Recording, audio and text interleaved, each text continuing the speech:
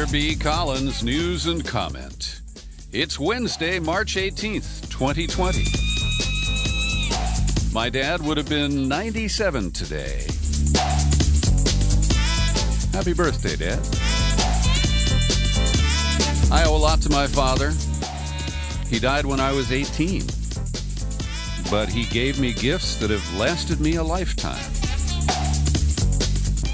And I similarly have gratitude for my own situation in the crisis that we all face across the nation and around the world. Because I have a home. It's mostly paid for. I don't have any other debts. And while we're all facing a loss of income, I know that I'm going to be okay. And I feel real gratitude for that.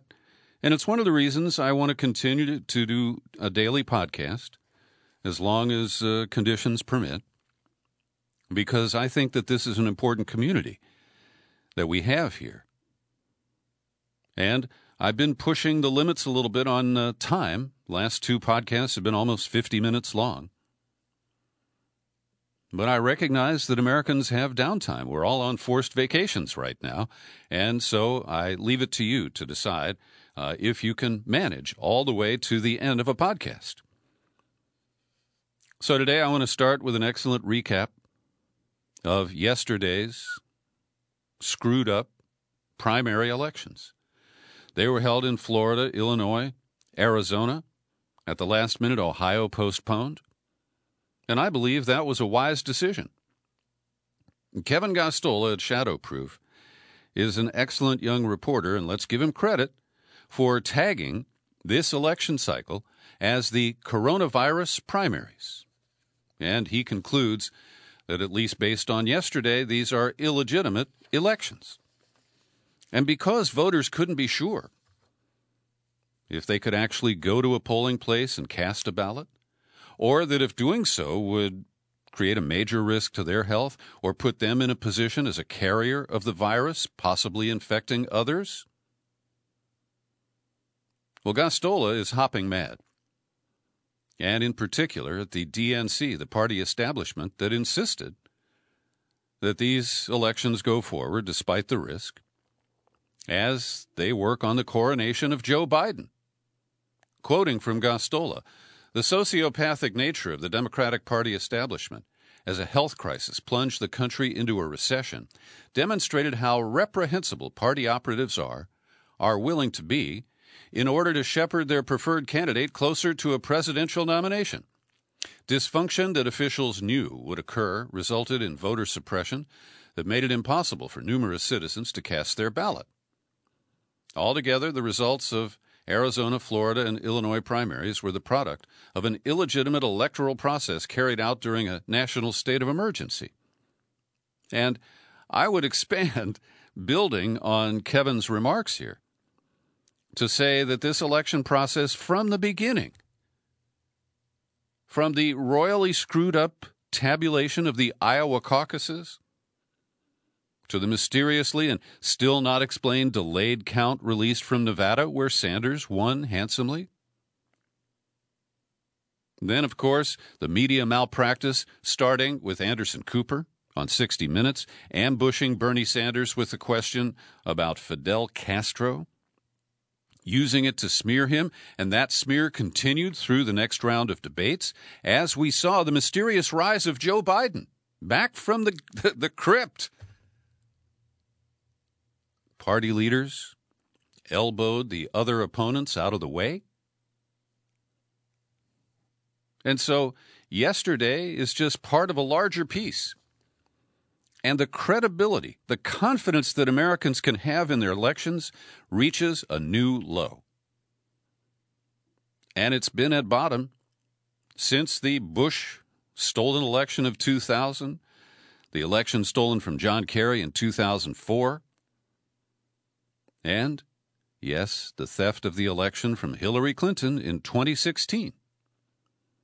We are on a downward spiral when it comes to our election integrity. And this is at the heart of the Sanders campaign. But so many people, loyal Democrats, the people they're loyal to,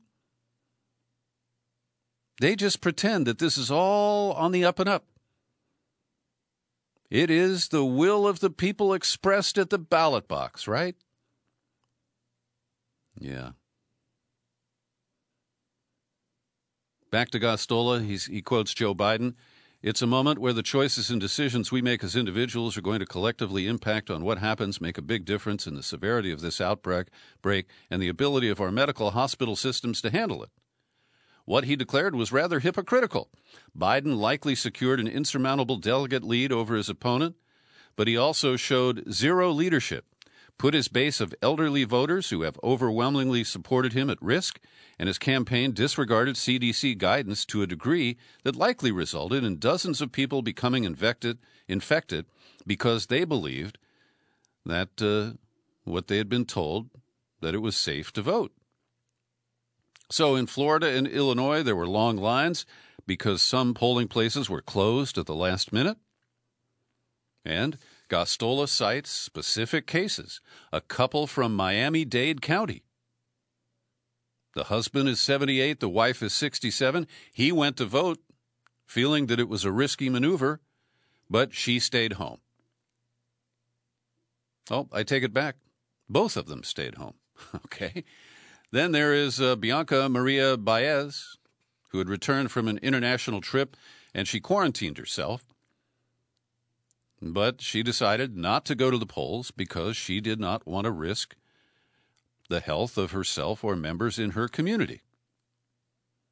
And even those who try to use the end run, people in nursing homes and those who cannot get to an election, often qualify for either a representative of the voter agency, like a registrar, to come to them and collect their vote, or with sufficient legal process and an affidavit, they can designate someone else to pick up a mail-in ballot. But in Florida, that was not permitted. You had to have a doctor's note, but you can't get to a doctor these days. And in Illinois, J.B. Pritzker was really unmoved by the calls. He claimed that he didn't have the authority, but that didn't stop the Republican governor of Ohio. And so there are other cases that are cited here, but it is fair to say that not everybody who wanted to vote got to vote.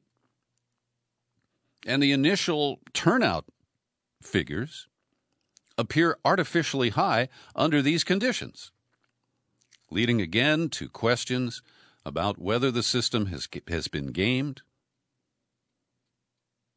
and, again, lower confidence in the integrity of these elections. So I encourage you to read Gostola's piece. As you know, I have very high regard for that young man's work. So Faz Shakir, my old buddy from his days at the Center for American Progress, he's the campaign manager for the Sanders run. He acknowledged there is no sugarcoating it. Last night did not go the way we wanted. And while our campaign has won the battle of ideas, we are losing the battle over electability to Joe Biden. And Faz said once they're going to reassess, talk to supporters to get input, and take a look at the path forward for the campaign. And he promises to keep us updated, and media accounts noted that he didn't ask for any further cash contributions to the crowd-funded Sanders campaign. And there has been an update. They want to assure us that Bernie Sanders has not, as of this moment, suspended his campaign.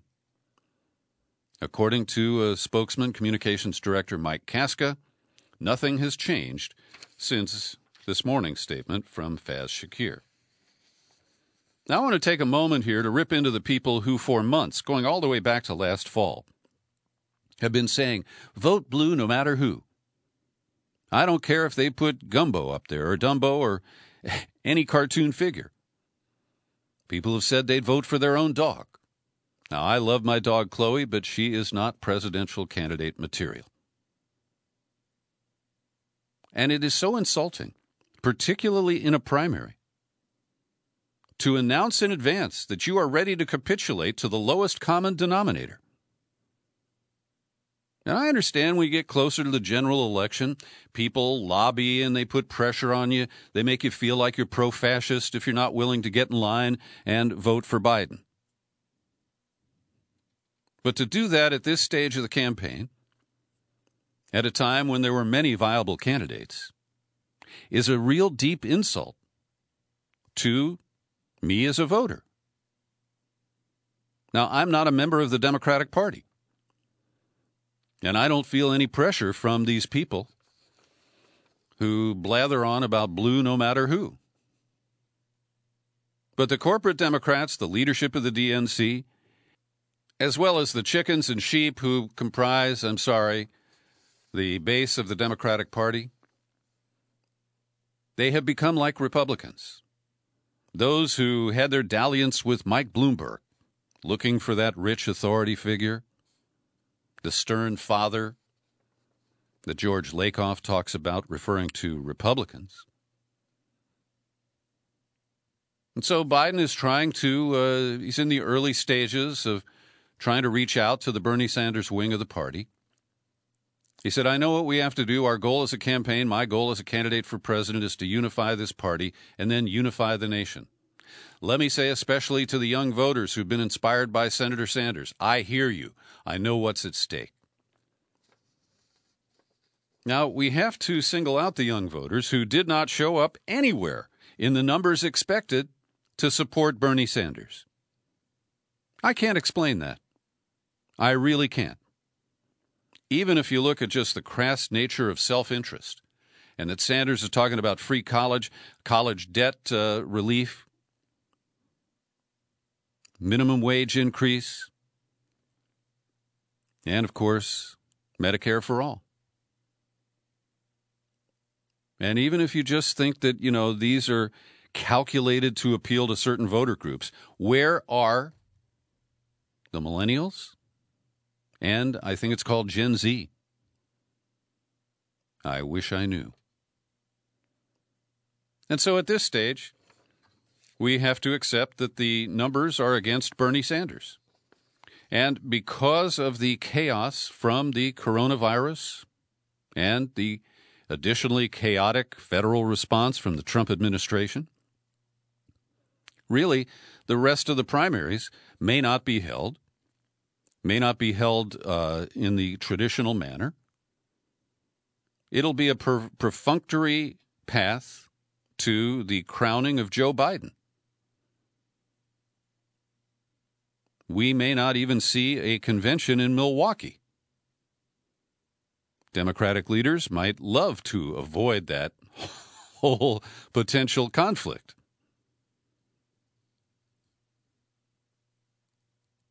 And I am deeply aggrieved, as you can tell, at the way this whole process has played out, and that fundamentally the voters rallied to the commands of the media and of the party leaders to save us from Bernie Sanders, because that dangerous revolution wanted to really reframe this system and to put average people first, not the billionaires and not the corporate interests.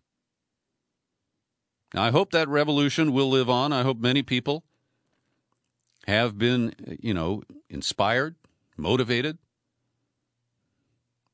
by Bernie Sanders' twin efforts to capture the presidency and truly change America in fundamental ways.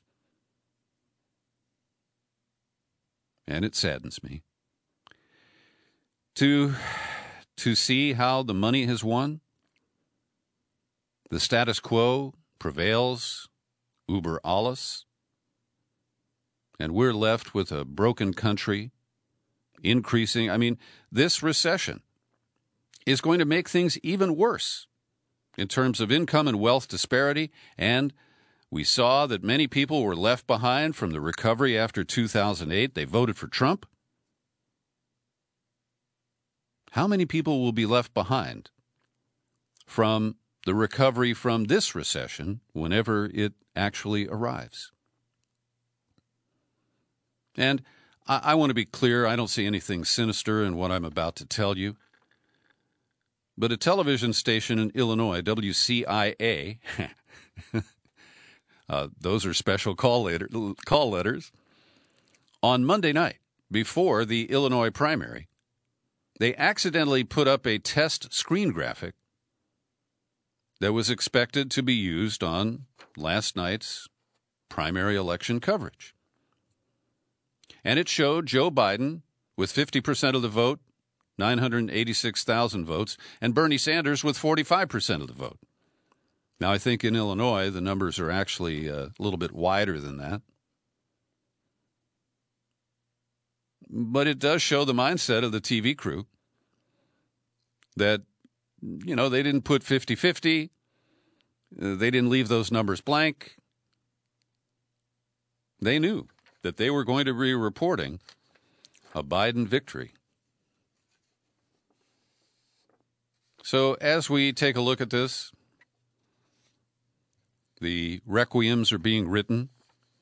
And I've told you about Paul Waldman. He worked for Media Matters, used to do a phone-in on my syndicated radio show every Friday.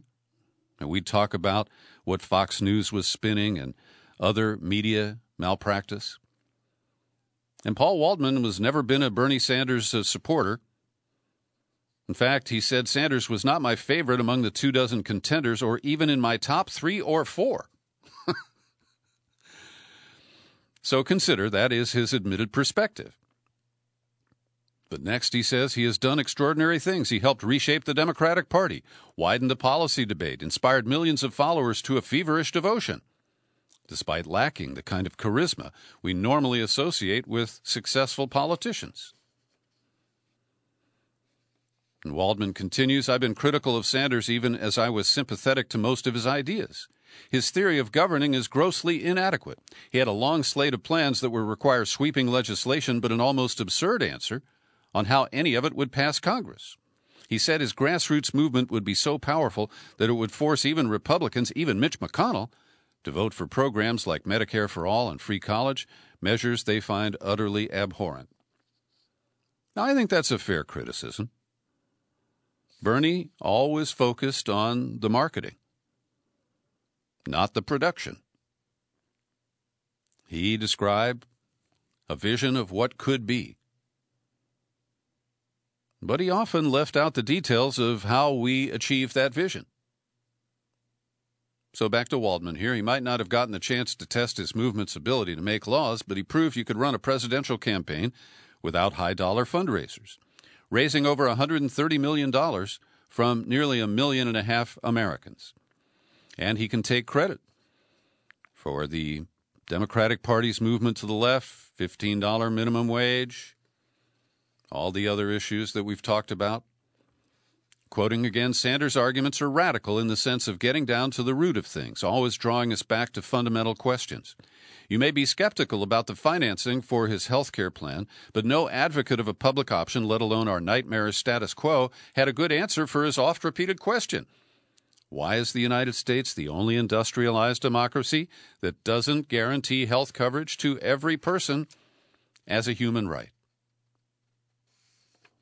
And he closes by saying, Sanders has reached the apex of his career and his cause. It might not have gotten him to the White House, but it did more than just about anyone thought it would. I haven't looked at all of the results, particularly Florida and Arizona, but there is a silver lining for progressives. In Illinois, Dan Lipinski will be retiring. He's the conservadem who got his seat from his daddy.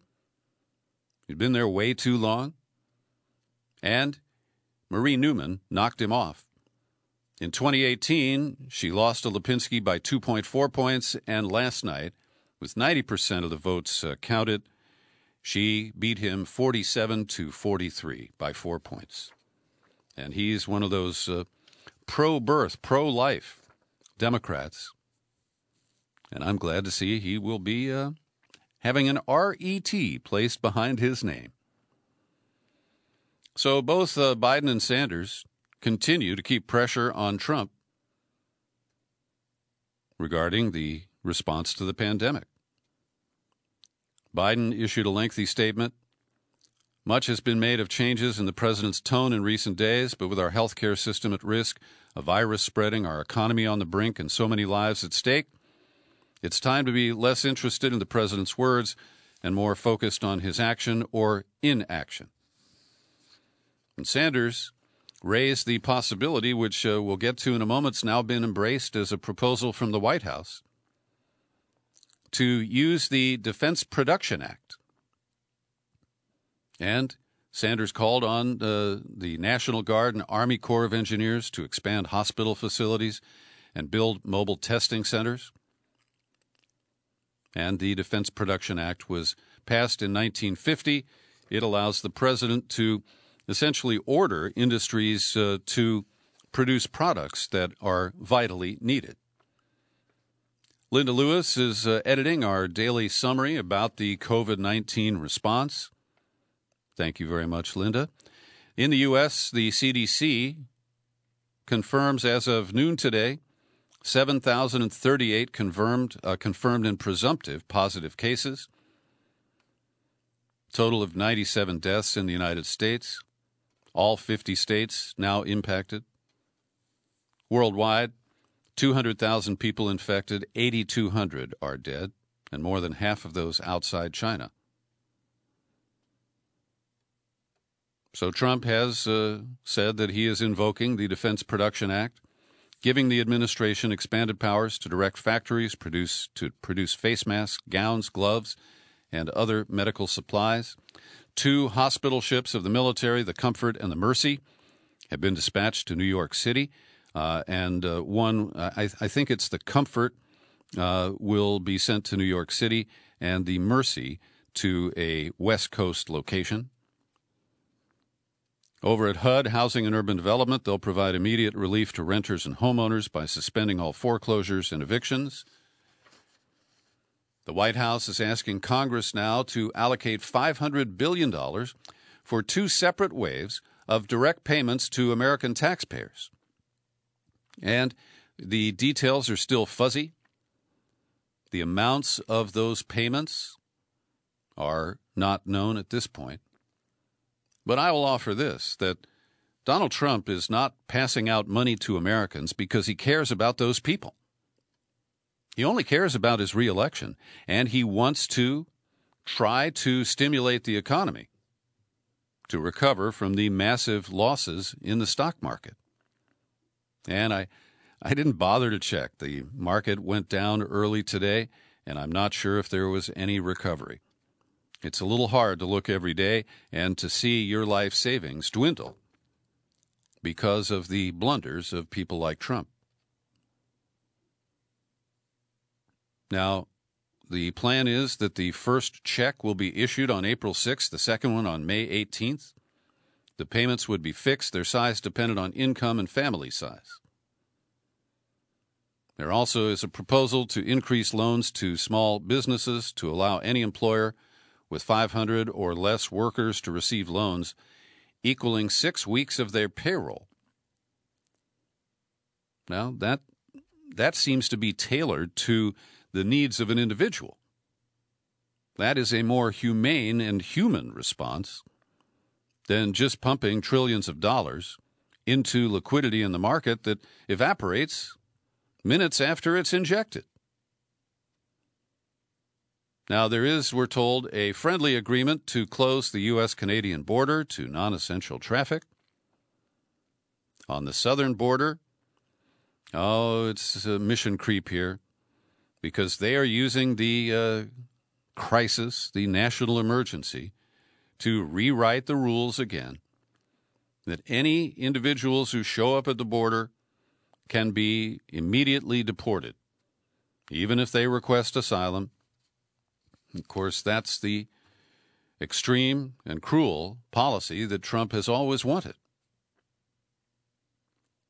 The governor of New York is declining to use the shelter-in-place model that we're living under here in the San Francisco Bay Area.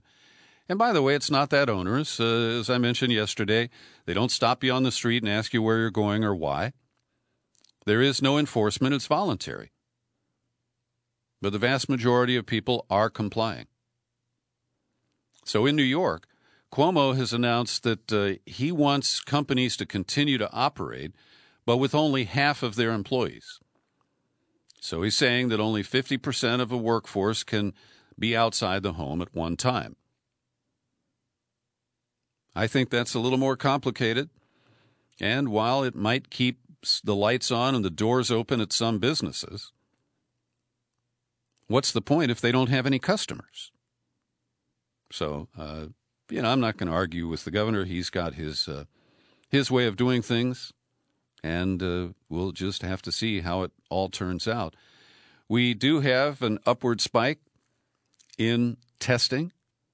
The number of specimens tested by the CDC is at 4,200. Public health laboratories, 27,000. So that brings us up to about 32,000 tests that have been completed at this point. Trump, of course, has to introduce his own idiocy and make it about himself in almost any of these cases. And regarding testing, he's kind of puzzled. He said if you go back to years past, even recently like the flu, nobody had tests before. They didn't test the entire nation to see whether or not they had the flu. They got the flu, they got better. Now, all of a sudden, they do this very complex testing. Well, listen, dickhead. The reason is that this virus is undetectable in its early stages. People can be carrying it and transmit it to others without showing any symptoms. That's why we need the tests. You got it? And one of the experts who stands behind Trump and risks being infected by him is a woman named Dr. Birx, B-I-R-X. And she said public health experts are alarmed by European data showing that millennial-age people may have a disproportional number of infections. Many Americans believe that, millennials are almost invulnerable to this virus. Then we get to the ventilator story. American and European manufacturers say they can't speed up production enough to meet soaring demand, at least not anytime soon. And in a deep dive about ventilators at the Washington Post today, hospitals are holding back from ordering more ventilators because of the high cost. It costs $25,000 to $50,000 per machine, plus you need to have trained people to operate them. Ventilator manufacturers say that within a few months they could boost the annual production of about 50,000 units per year. But it takes money, and instead of bailing out the airlines, Trump should be handing out money to the states to buy ventilators. After all, he told them the other day in that phone call that they're pretty much on their own when it comes to the ventilator inventory.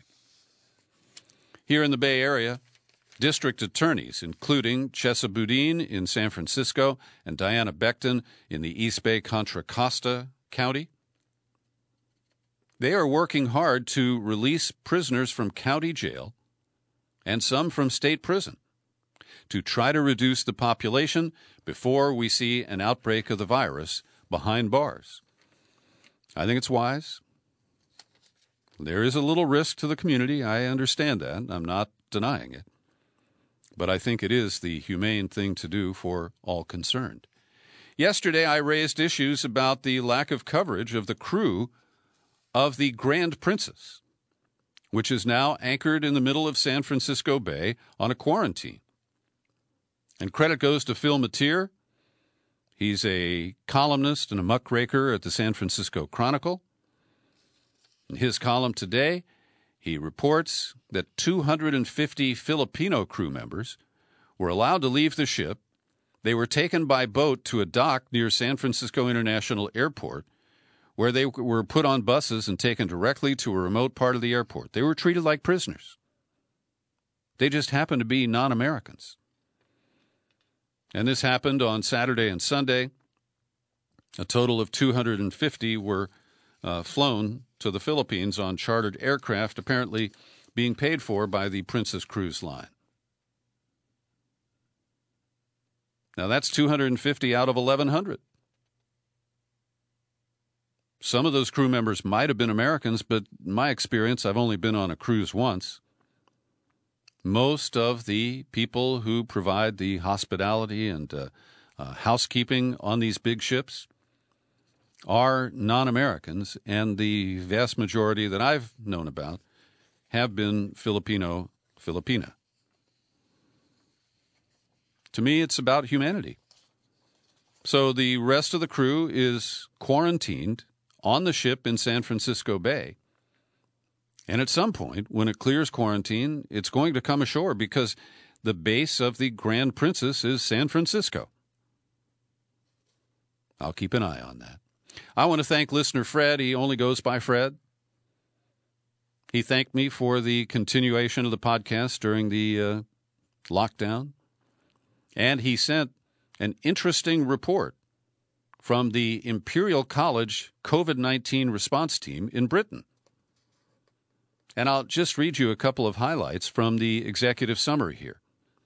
There are two fundamental strategies available. Mitigation, which focuses on slowing but not necessarily stopping the spread of the epidemic and reduces peak healthcare demand while protecting those most at risk of severe disease.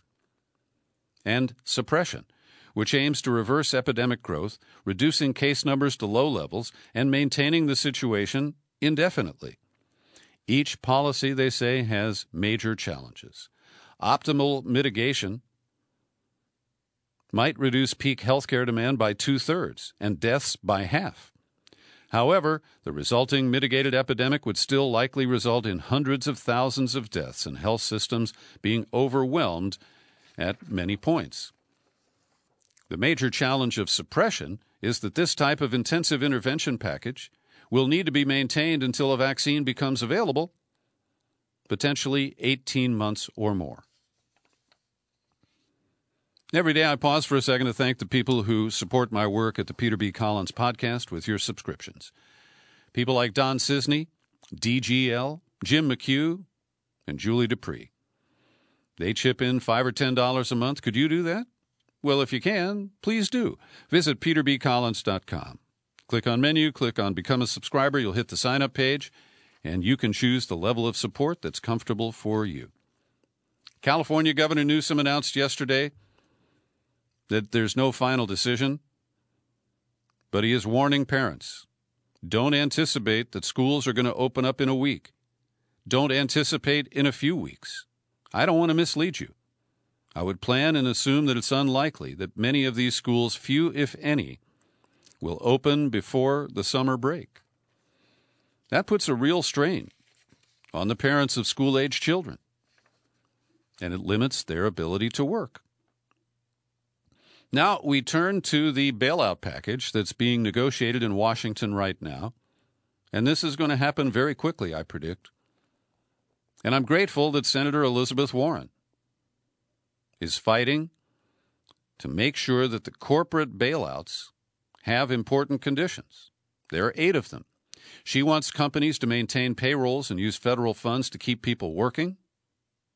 Businesses must provide a $15 an hour minimum wage no later than a year from the end of the bailout cycle. Companies would be permanently banned from engaging in stock buybacks. We'll detail that in a moment. Companies would be barred from paying out dividends or bonuses while they receive federal funds, and that ban would be in place for 3 years. Businesses would have to provide at least 1 seat to workers on the board of directors. Collective bargaining agreements must remain in place. Hooray for unions. Corporate boards must get shareholder approval for all political spending, and CEOs must certify their companies are complying with the rules and face criminal penalties for violating. Now, on the buyback issue, this is really critical when you look at the airlines. And over at the Bloomberg News site, maybe Mike's back in the office, the biggest airlines in the United States spent 96% of free cash flow over the last 10 years buying back their own shares. American Airlines repurchased more than $12.5 billion of its shares. United Airlines used 80% of its cash flow to buy back. And that's why Warren includes those strict rules in her 8 points of demand. There is a website called Womply.com. They gather data on small business in America. And over the last week, in the lodging business, that's hotels and motels, revenue was down 62.7% year over year. Weekly revenue off 25%. For restaurants, revenue was down 19.6% year over year. Grocery stores, highest daily revenues last Friday. Consumer spending up 87.4%. Transportation, revenue down 85% year over year. Arts and entertainment off 72.5%. And that will go to almost 100% in lockdown areas.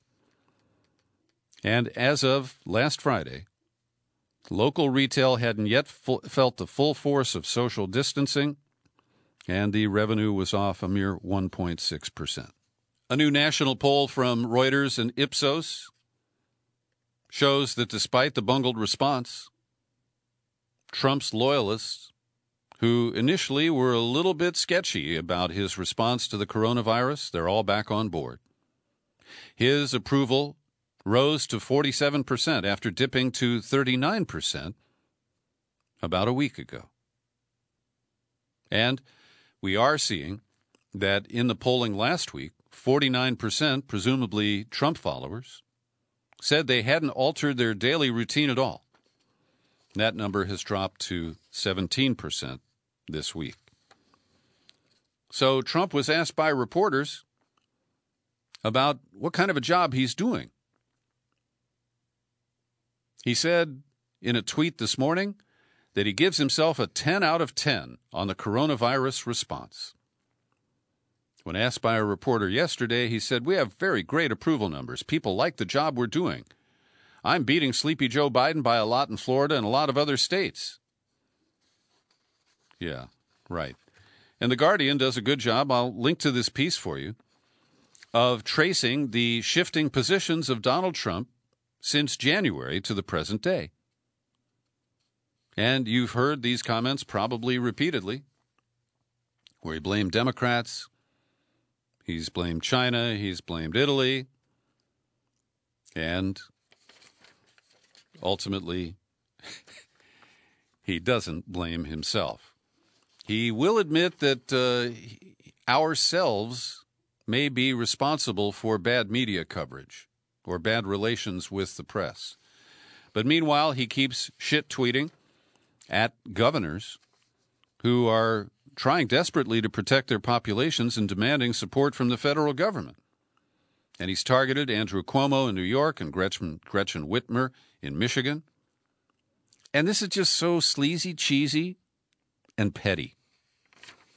Get a life, Don. I want to thank Dick Atlee for putting in motion an article that comes from Newsweek, which outlines the doomsday machinery, the continuity of government plans. Because, hey, what if all of our leaders in Washington get sick at the same time? Well, the guy who will be in charge is Terrence J. O'Shaughnessy, who is a general and the combatant commander for the United States, and he's holed up in a bunker in Colorado Springs. And the article cites Norman Ornstein. I remember he was a frequent guest on Al Franken's radio show in the Air American days. He's a think tanker in Washington.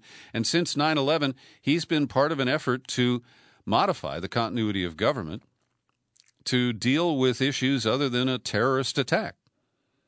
He describes it as a 2-decade-long futile effort, with Congress uninterested or unable to pass new laws or create working procedures that would allow emergency and remote operations in a situation like this. And on February 1st, the Defense Secretary, who came from Raytheon, Mark Esper, signed orders directing NORTHCOM, that's the Northern Command, to execute national pandemic plans. He secretly signed warning orders alerting NORTHCOM and a host of East Coast units to prepare to deploy in support of potential extraordinary meetings. And there are 7 different secret plans that they have. I'll bet some of those came out of a Cracker Jack box. Want to recommend a great piece by my pal Pepe Escobar. It's republished today at consortiumnews.com. And he describes the war footing and mentality in Beijing today. And they believe that the coronavirus was somehow introduced to China by the United States. He describes the virus as a demon or a devil. Pepe says that Xi is a Confucianist. And in a Chinese cultural context, devil means white devils or foreign devils. And we know that a spokesman for the Chinese Foreign Ministry put up a tweet recently. It might be U.S. Army who brought the epidemic to Wuhan. Now, I certainly can't prove or disprove this, but I'm not afraid to report it. And there was a big censorship wave, apparently by robots at Facebook yesterday, where people who have any questions about COVID-19, or really almost any post except my comic shitstorm video that I put up, which was not molested by the robots at Facebook. But it's really important for us to ask these questions. We do need to find out the source of this. And Pepe asked, did it come from Fort Detrick? The Chinese think that's a possibility. And Pepe also notes about Event 201, held in New York on October 18 last year, a rehearsal for a worldwide pandemic caused by a deadly virus, which happened to be a coronavirus. This magnificent coincidence happened 1 month before the outbreak in Wuhan, and Event 201 was sponsored by the Bill and Melinda Gates Foundation, the World Economic Forum, the CIA, Bloomberg, John Hopkins Foundation, and the United Nations. Oh, boy. That's going to get a lot of people going. But we need to ask these questions. We need to get to the bottom of this. And Pepe makes a strong case that Beijing views this as what he calls a hybrid war that started with the trade war and is now extending to include the introduction of this virus. So again, I want to be very clear. I do not promote conspiracy theories. I try to blow the lid off cover-ups. And if there's a cover-up of the origins of this virus, I'm going to be looking for it. Mike Pompeo's resurfaced. We haven't heard from the Secretary of State recently. And he appeared yesterday that despite the brutal impact of the pandemic on the nation of Iran, that the United States is blacklisting 3 Iranian entities for engaging in what he called significant transactions to trade in Iranian petrochemicals. And in the same presentation, Mike Pompeo went into deep hypocrisy because he lectured China on press freedom. Now, China deserves criticism. They have suppressed reporters, doctors who try to use social media to warn people about the spreading virus. And I'm not going to be cornered into, trying to say that China does good things, but it's a totalitarian nation. We can separate those. We're adults. But Mike Pompeo very publicly attacked the media, including the NPR reporter who had the temerity to ask him tough questions about Ukraine. He is no friend of press freedom. And to hear him pose that way is deeply offensive. And Linda Lewis, our COVID-19 editor, sent an additional note. I think the president should take the initiative to get all nations to agree to suspend all ongoing hostilities to free up military personnel and resources for coronavirus response, and suspend all trade restrictions that relate to food and medical supplies. I fully agree, and I think that is a minimum step. And, of course, you can't expect Trump or his cronies to see this as a moment for pivotal change. No, they're going to double down to try to take out Maduro in Venezuela, to try to take down the mullahs in Iran. And they will not relent despite the humanitarian impact of this crisis. Lawyers for Hillary Clinton have asked a New York court to dismiss a lawsuit by Tulsi Gabbard, who claims that Hillary defamed her by saying that the Hawaii congresswoman was a Russian asset and a favorite of the Russians. The lawsuit was $100 million seeking those damages. And I have to agree with the lawyers. It was a grandstanding moment by Tulsi Gabbard. And while I find Clinton's comments offensive and ignorant, Tulsi Gabbard is a public figure, and I don't think that you would succeed with a defamation claim. Another piece that's worth reading at Consortium News today is by my friend, historian and journalist Gareth Porter.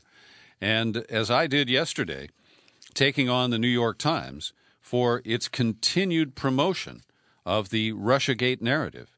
And in the headline, Porter refers to it as the insidious ongoing disinformation campaign on Russia and elections.